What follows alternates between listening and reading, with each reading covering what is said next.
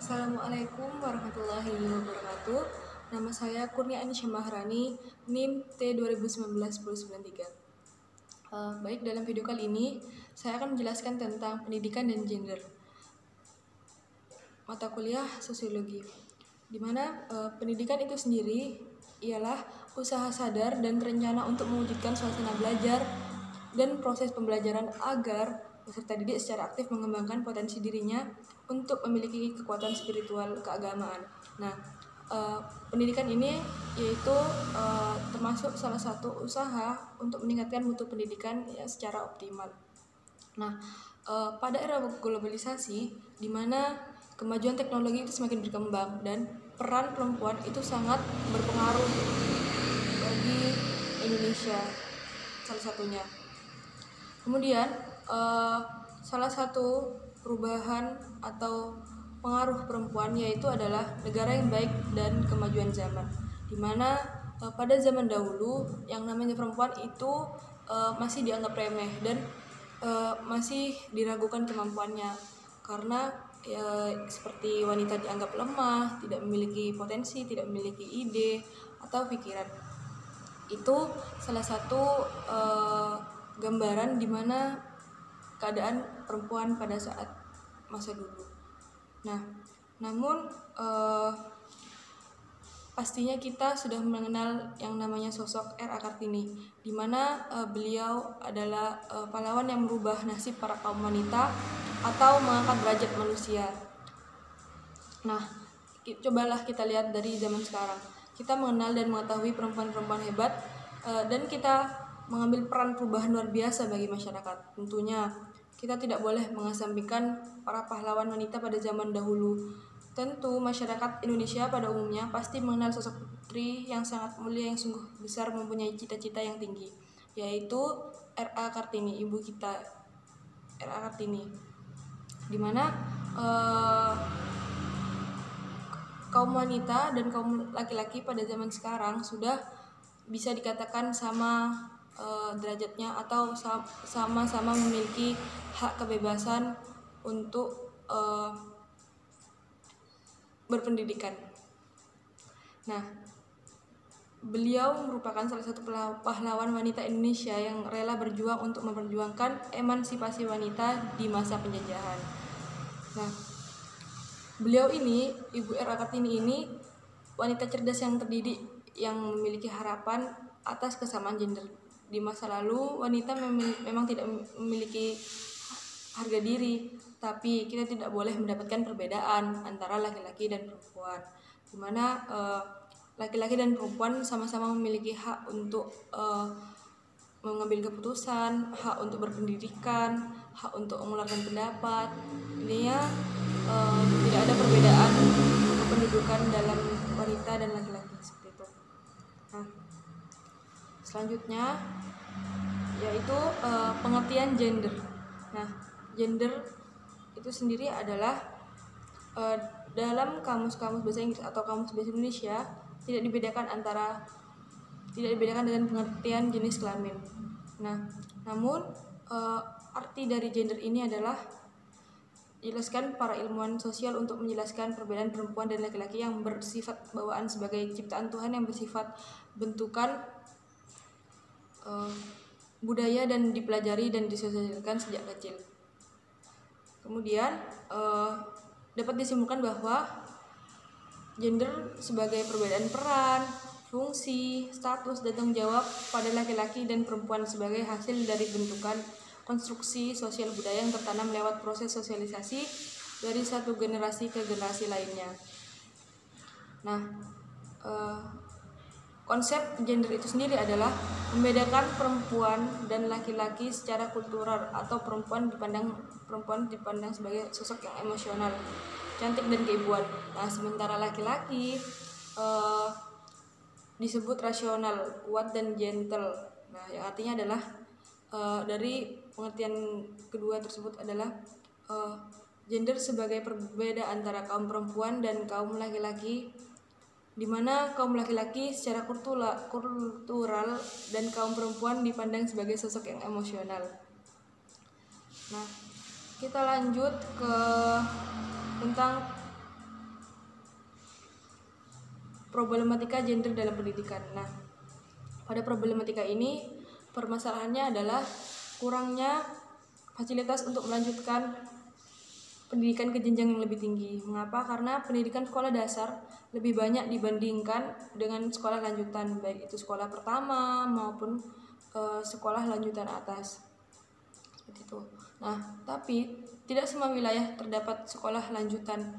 Kalaupun ingin melanjutkan harus menempuh jarak berpuluh-puluh kilometer. Nah, hal inilah yang menyebabkan kurang minatnya untuk melanjutkan ke sekolah lanjutan, terutama kaum perempuan. Dan hal inilah juga yang menyebabkan kaum perempuan tidak melanjutkan ke jenjang yang lebih tinggi.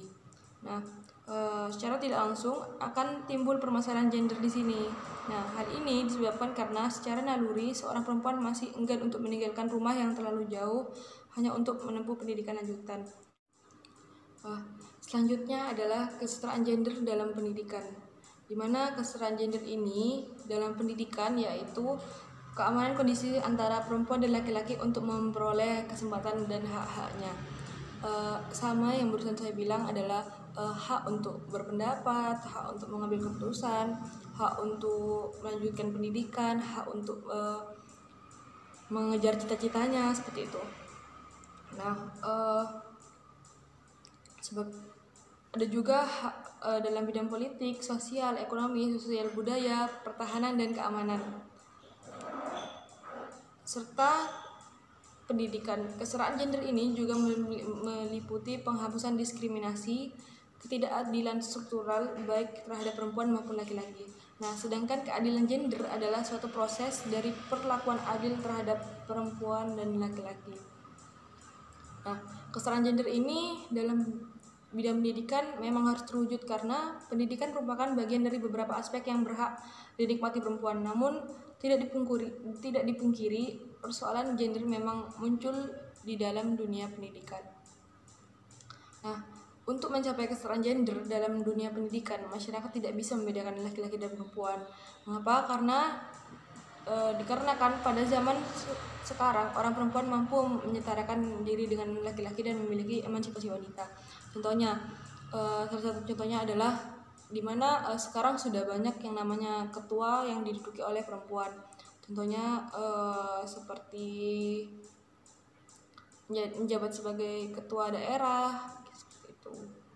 Nah, dalam peraturan atau undang-undang dasar dikaitkan bahwa setiap warga negara berhak mendapatkan pendidikan, yang artinya tidak membeda-bedakan antara laki-laki dan perempuan dalam mendapatkan pendidikan atau saat menempuh pendidikan. Tetapi dalam kenyataannya masih banyak yang memiliki persepsi yang membedakan antara laki-laki dan perempuan. Misalnya dalam pemilihan jurusan, jika laki-laki itu sebaiknya jurusan teknik, sedangkan perempuan sebaiknya itu jurusan tata boga. Contohnya seperti itu ya. Kemudian padahal di dunia ini nyatanya laki-laki bisa menguasai dunia seperti jurusan tata boga, jahit menjahit, seperti itu. Dan sebaliknya banyak juga wanita atau perempuan yang mampu memasuki jurusan yang biasanya diduduki oleh laki-laki. Contohnya seperti masuk ke teknik, seperti itu. Nah,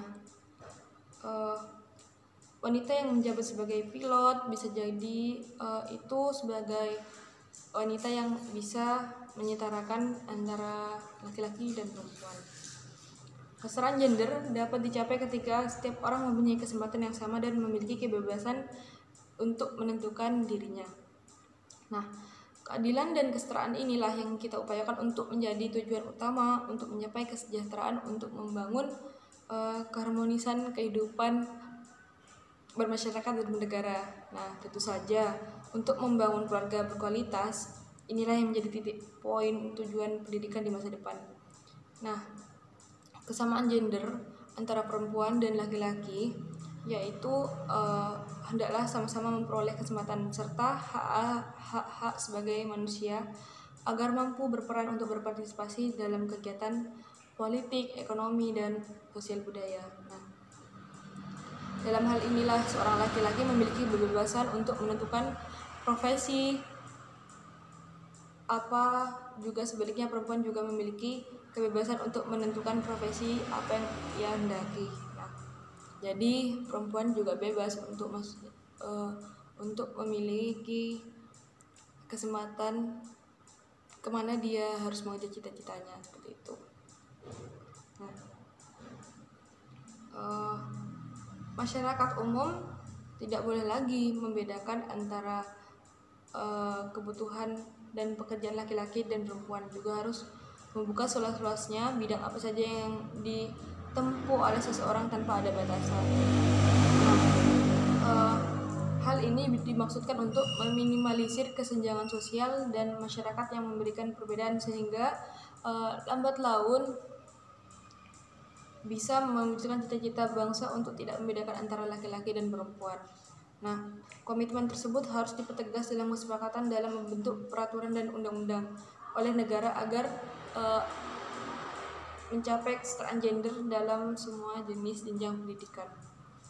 Nah, baik, dalam video saya kali ini saya juga udah membuat mini research di mana saya sudah mewawancarai seorang guru perempuan. Tanggapan dari wawancara pertama yaitu beliau adalah seorang pendidik yang menjabat sebagai kepala sekolah, lebih tepatnya di SD 3 Bawan, di mana beliau yang menjawab pertanyaan saya yaitu paham dengan kesetaraan pendidikan dan gender. Yang kedua, bagaimana pendapat Anda dengan pendidikan dan gender? Yang ketiga, bagaimana caranya mengatasi problematika gender? Dan yang keempat, bagaimana tanggapan Anda jika ada yang mengatakan wanita itu tidak pantas berpendidikan tinggi? Kan nanti ujung-ujungnya wanita itu ada di dapur, gitu maksudnya. Dimana ada pun pertanyaan yang pertama adalah narasumber menjawab beliau paham betul tentang perubahan kesetaraan gender zaman sekarang dengan zaman dahulu, yang mana pada zaman dahulunya kaum perempuan tidak boleh berpendidikan tinggi dan tugasnya hanya di dalam rumah saja. Nah, kesimpulannya adalah beliau paham dengan pendidikan dan gender. Kemudian beliau menjawab pertanyaan kedua yaitu bahwasanya beliau sangat menjunjung tinggi yang namanya pendidikan dan gender. Mengapa demikian? Karena tidak ada lagi namanya penindasan bagi kaum perempuan. Pada zaman sekarang wanita berhak untuk melakukan apa saja, misalnya seperti berpendidikan tinggi, menjadi pemimpin, bekerja di kantoran, melakukan pekerjaan yang seharusnya dikerjakan atau dijabati oleh seorang laki-laki. Kemudian narasumber menjawab pertanyaan ketiga yaitu kita harus mencari tahu terlebih dahulu, misal secara umum apa kendalanya atau problematikanya. Salah satu contohnya adalah siswa tidak tercover di sekolah umum kalah saing dengan sekolah umum. Maksudnya jika ada siswa yang sekolah di madrasah sanawiyah itu ada sebagian yang belum tercover di sekolah umum. Mengapa? Karena kalah saing dengan sekolah umum. Nah, kesimpulannya adalah harus mencari tahu terlebih dahulu faktor internal dan eksternalnya, yaitu faktor internal atau faktor keluarganya sendiri, dan faktor eksternalnya adalah dari lingkungan sekolah seperti misalnya guru dan lain-lain. Jadi maksudnya adalah kita harus mencari tahu itu dari faktor internalnya atau faktor eksternalnya, seperti itu. Nah, narasumber berpendapat bahwa kalimat itu yang saya katakan bahwa ngapain sih wanita itu sekolah tinggi-tinggi atau ujung-ujungnya juga ada di dapur. Nah, tanggapan beliau mendengar kalimat itu adalah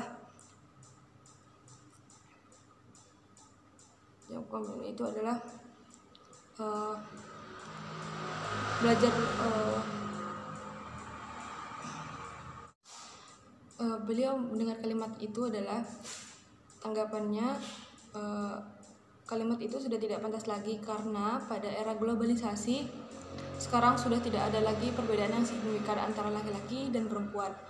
Karena pada zaman sekarang juga kaum perempuan juga memiliki yang namanya hak asasi wanita atau bisa disebut emansipasi wanita, dimana pada saat sekarang perempuan sudah bebas untuk memiliki pendidikan yang tinggi, udah bebas untuk melakukan atau mempunyai pekerjaan seperti itu. Jadi kesimpulannya, kaum perempuan pula zaman sekarang bebas memiliki bidang apa yang dikehendaki sesuai yang dicita-citakan. Setinggi apapun yang dia mau, dia bisa asal sesuai dengan kemampuan, baik itu kemampuan IQ-nya maupun internal atau finansialnya. Tentunya tidak lepas dari takdir Allah. Nah, motivasi beliau untuk para perempuan di Indonesia adalah, atau seluruh perempuan, belajarlah seumur hidup, semakin banyak belajar, semakin banyak yang kita ketahui. Maka dari itu, belajarlah terus sampai ke negeri Cina. Tapi jangan lupa kuadrat kita sebagai perempuan dan tahu batasan. Karena semakin tinggi perempuan itu mencapai cita-citanya, semakin enggan laki-laki untuk mendekatinya. Seorang laki-laki akan merasa tidak percaya diri jika pendidikannya lebih tinggi perempuannya.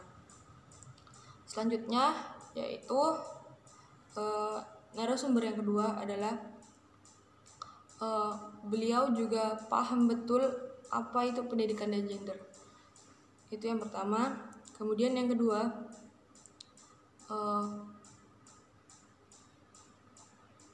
pendidikan pada dasarnya adalah membuat anak didik agar menjadi pintar, agar untuk mampu hidup untuk mengembangkan kehidupannya. Tapi masih ada kenyataan bahwa masih ada yang mendiskriminasikan dalam pendidikan, mengatasnamakan gender.